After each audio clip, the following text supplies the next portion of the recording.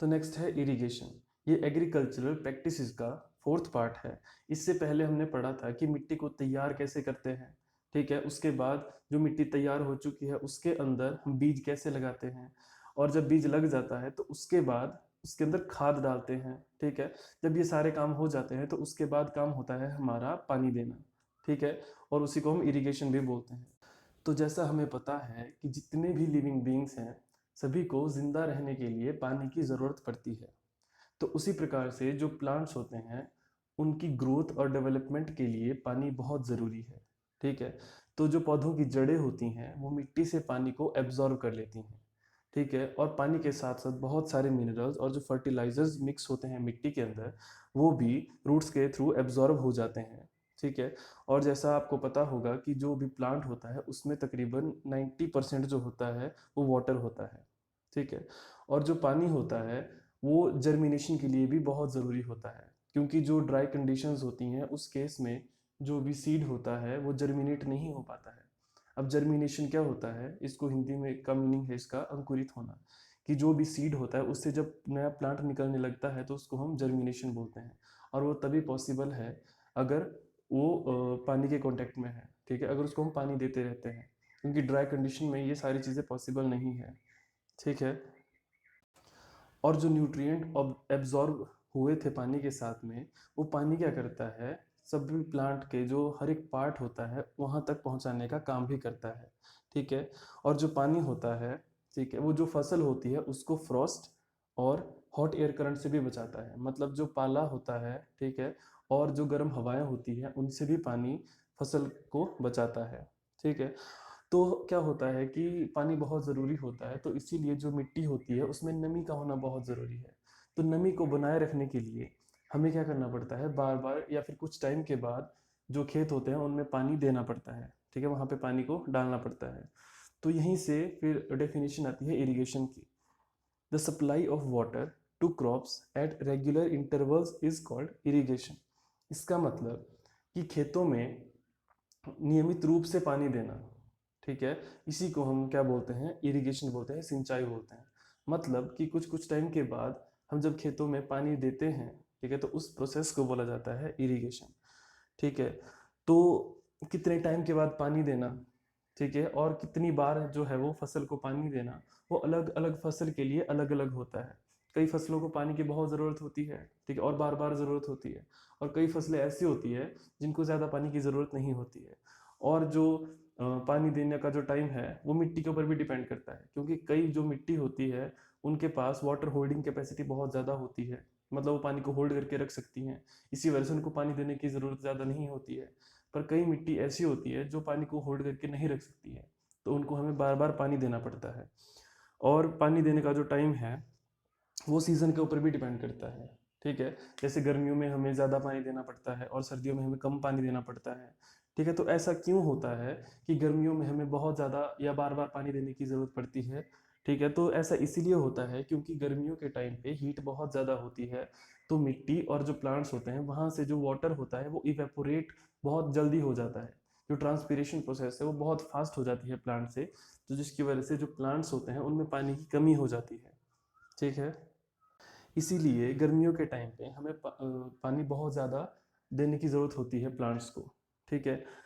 तो वो जो था वो ये बोलता है, ठीक है, कि वो बोलता है कि मैं इस बार पौधों को पानी देने के मामले में मैं बहुत सतर्क हूँ, क्योंकि पिछली बार क्या हुआ था, पिछले साल कि जो प्लांट्स थे वो पानी की कमी के कारण सूख गए थे और मर गए थे, ठीक है। फिर नेक्स्ट आता है सोर्सेज ऑफ इरिगेशन, कि मतलब जो इरिगेशन के सोर्सेज क्या क्या हैं, जो सिंचाई के लिए पानी हम देते हैं, ठीक है, वो कहाँ से आता है, ठीक है। तो जो पानी है इरिगेशन के लिए वो wells, tube wells, pond, lakes, river, dam and canal से हमें मिलता है, ठीक है। तो वहाँ से पानी आता है, फिर जाके हम अपने खेतों को दे सकते हैं। तो वेल का मतलब होता है कुआं, ट्यूबवेल, ठीक है, तालाब, झील, नदियाँ, बांध और नहर, ठीक है, यहाँ से पानी हम लेके आ सकते हैं और अपने खेतों में दे सकते हैं। अब क्या होता है कि जो सोर्सेज होते हैं इरिगेशन के, वहाँ से पानी को खेतों तक लेके आने के लिए भी अलग अलग तरीके यूज़ किए जाते हैं, ठीक है। तो कुछ ट्रेडिशनल मेथड्स होते हैं और कुछ मॉडर्न मेथड होते हैं। अब जो ट्रेडिशनल मेथड होते हैं वो होते हैं पारंपरिक तरीके, मतलब जो बहुत पहले से यूज़ होते आ रहे हैं।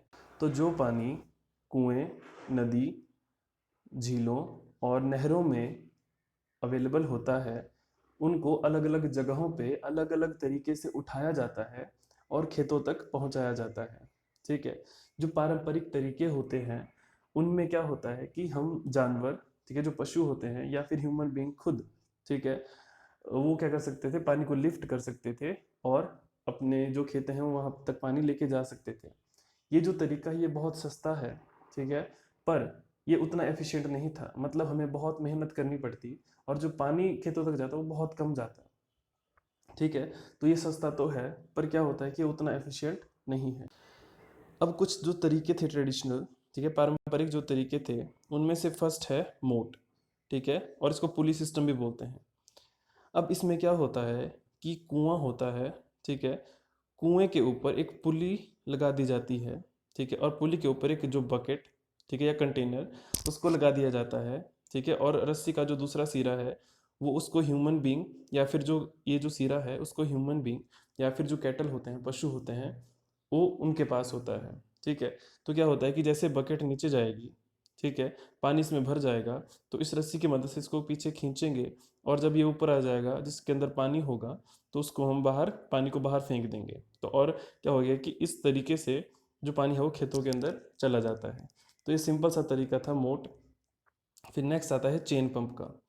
अब चेन पंप में क्या होता है कि एक व्हील होता है, ठीक है, उसके ऊपर जो है वो बकेट को बांध दिया जाता है, जो बकेट है उसको बांध दिया जाता है, ठीक है, और जो व्हील है उसको इस रस्सी के थ्रू चलाया जाता है।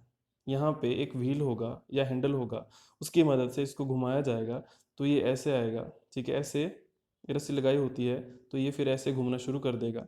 जैसे ही ये घूमेगा तो बकेट नीचे जाएगी, बकेट नीचे जाएगी यहाँ से ऐसे, तो पानी उठाएगी, और पानी जब बकेट फिर से यहाँ पे ऐसे पहुँचेगी तो क्या होगा कि पानी यहाँ से बाहर निकलेगा और इस रास्ते से जो है वो खेतों के अंदर चला जाएगा।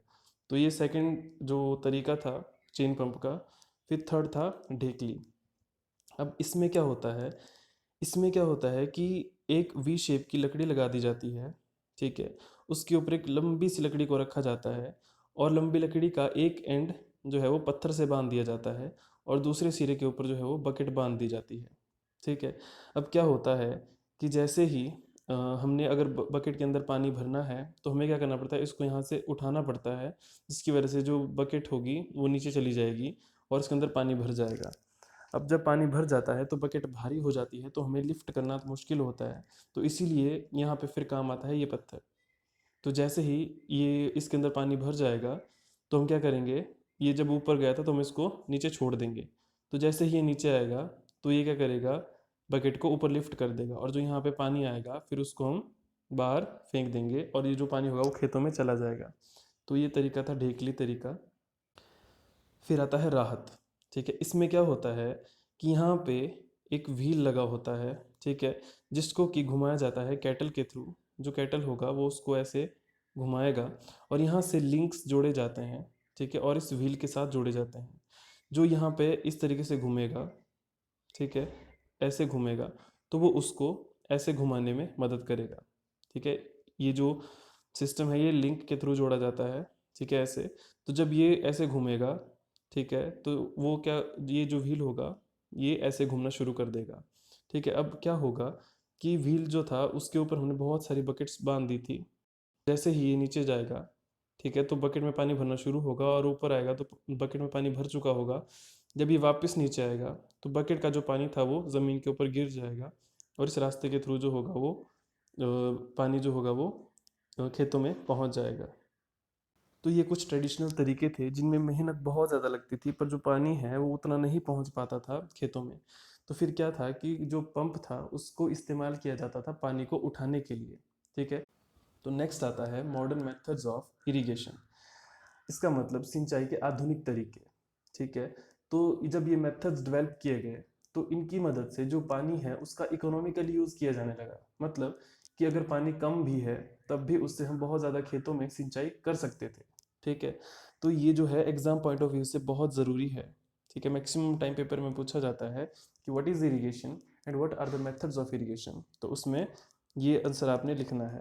ठीक है, इसके जो मेथड्स होंगे। अब फर्स्ट मेथड है स्प्रिंग। तो स्प्रिंकल सिस्टम में क्या होता है कि ये सिस्टम तभी यूज़ किया जाता है जहाँ पे जो लैंड है वो अनइवन है, मतलब जहाँ पे एक ऐसा एरिया है जहाँ पे ढलान है। ठीक है, तो हम क्या करेंगे, अगर पानी डालेंगे तो मैक्सिमम पानी जो होगा वो ढलान की साइड में चला जाएगा, ठीक, और दूसरी साइड को पानी ही नहीं मिलेगा। तो इसीलिए स्प्रिंकल सिस्टम को बनाया गया था। अब इस सिस्टम में क्या होता है कि एक कुआं होता है, ठीक है, कुएं में पाइप लगाई जाती है और पाइप को जोड़ा जाता है पंप के साथ।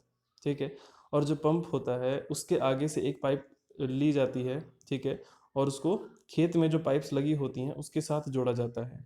ठीक है, और जो खेत में पाइप लगी होती है वहाँ से एक और पाइप जो है उसको वर्टिकली लगाया जाता है, मतलब 90 डिग्री पे उसको ऐसे लगाया जाता है, और इन पाइप्स के ऊपर एक नोज़ल लगाई जाती है जो कि घूम सकती है। ठीक है, अब क्या होता है कि जैसे ही पानी यहाँ से जाएगा, ठीक है, तो इस पाइप के थ्रू होता हुआ वो इस पाइप के थ्रू होता हुआ आगे जाएगा और यहाँ से ऊपर की तरफ जाएगा। जैसे ही बाहर निकलेगा तो नोज़ल घूमेगी। ठीक है, तो जैसे दिख रहा है यहाँ पे, जैसे नोज़ल घूमेगी तो पानी होगा वो सभी डायरेक्शन में जाना शुरू करेगा। तो जैसे हम छिड़काव बोलते हैं, तो उसी तरह से जो स्प्रिंकल करना वो शुरू कर जाएगा, तो इसी को हम स्प्रिंकल सिस्टम बोलते हैं। ठीक है, और इस तरह से ये यूज़ किया जाता है।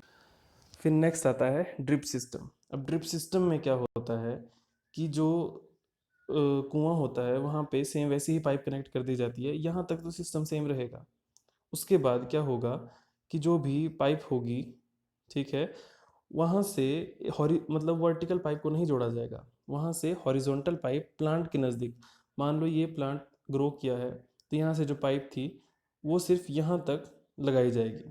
ठीक है, अब जैसे ही पानी, ठीक है, यहाँ से जो पाइप थी वो पंप से पानी यहाँ पे आ रहा है और यहाँ से पानी आगे जाएगा, तो यहाँ से ऐसा सिस्टम बनेगा कि जैसे ड्रॉप बाय ड्रॉप करके जो पानी होगा वो रूट के पास ही जाएगा। ठीक है, यहाँ से पानी ड्रॉप बाय ड्रॉप निकलेगा, जैसे एक एक बूंद निकलेगी और जो जड़ें होंगी उसके पास जाके गिर जाएगी, जिसकी वजह से क्या होगा, पानी इसमें वेस्ट बिल्कुल भी नहीं होता है। ठीक है, तो इस तरीके से जहाँ पे पानी बहुत कम होता है वहाँ पे इस ड्रिप सिस्टम का यूज़ किया जाता है। ठीक है, और ये क्या है कि इसमें पानी बहुत वेस्ट नहीं हो पाता है, इसीलिए इनको बेस्ट टेक्निक में से एक माना गया है। ठीक है, जो ड्रिप सिस्टम है।